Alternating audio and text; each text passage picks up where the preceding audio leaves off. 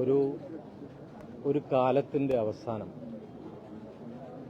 എന്നെ സംബന്ധിച്ചിടത്തോളം വളർന്ന കാലം തൊട്ട് നമ്മൾ വായിച്ചു തുടങ്ങുന്ന ഒരു ലോകം, അദ്ദേഹത്തിലൂടെ തന്നെ നമ്മളുടെ മനസ്സിലെ ചിന്തകളും സ്വപ്നങ്ങളും പ്രണയവും അനുഭൂതികളൊക്കെ ഇങ്ങനെ വളർന്നു വരിക.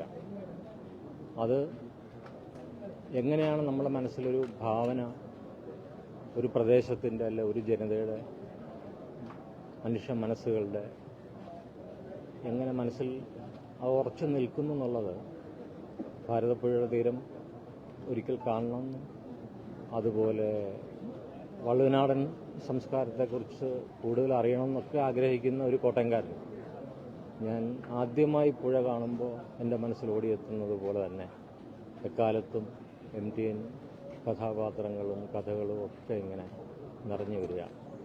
ഒരുപക്ഷെ എൻ്റെ ജീവിതത്തിൽ തന്നെ ഞാൻ ഒരു വള്ളുവനാട്ടിൽ നിന്ന് വിവാഹം കഴിക്കാൻ പോലുമുള്ള കാരണം എനിക്ക് തോന്നുന്നു അതായിരിക്കും. കാരണം പുഴയും നാലുകെട്ടും കാവുകളും ഒക്കെയുള്ള ഒരു അന്തരീക്ഷം, ഒരു സംസ്കാരം, ഒരു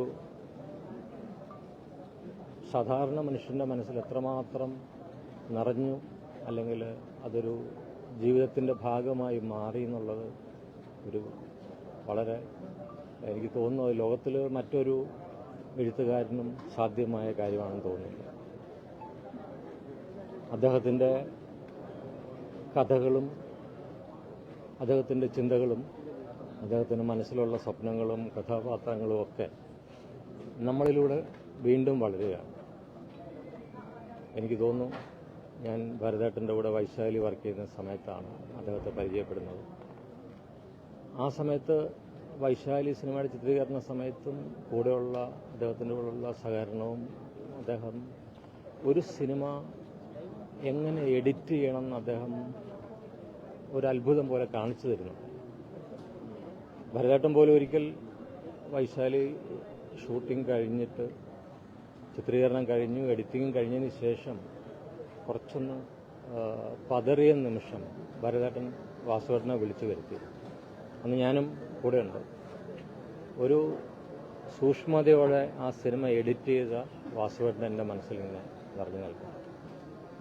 ആ സൂക്ഷ്മതയാണ് അദ്ദേഹത്തിൻ്റെ ജീവിതത്തിലെ മുഴുവൻ കാര്യങ്ങളെന്ന് എനിക്ക് തോന്നുന്നു. കാരണം ഒരു സിനിമ എഡിറ്റ് ചെയ്യുന്നത് പോലെ ഇന്ന് നമ്മൾ കാണുന്ന വൈശാലി അദ്ദേഹത്തിൻ്റെ എഡിറ്റിംഗിൽ നിന്ന് രൂപപ്പെട്ടാണ്.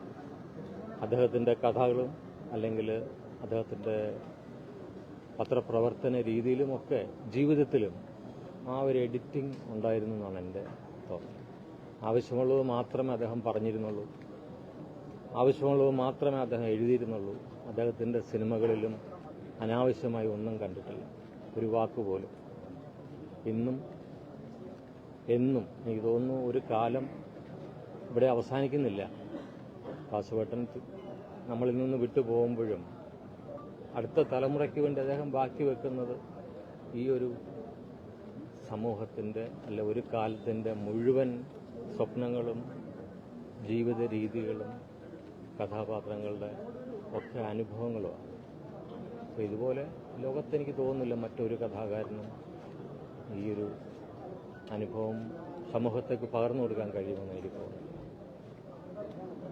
വേദന പുതിയ തലമുറയ്ക്ക്, അദ്ദേഹത്തിൻ്റെ നഷ്ടപ്പെടൽ അല്ലെങ്കിൽ വിടവാങ്ങൽ പുതിയ തലമുറയ്ക്കൊരു പ്രചോദനമായി മാറട്ടെ. അദ്ദേഹത്തിൻ്റെ കഥകളിലൂടെ അവരും വളരട്ടെ എന്നാഗ്രഹിക്കുന്നു.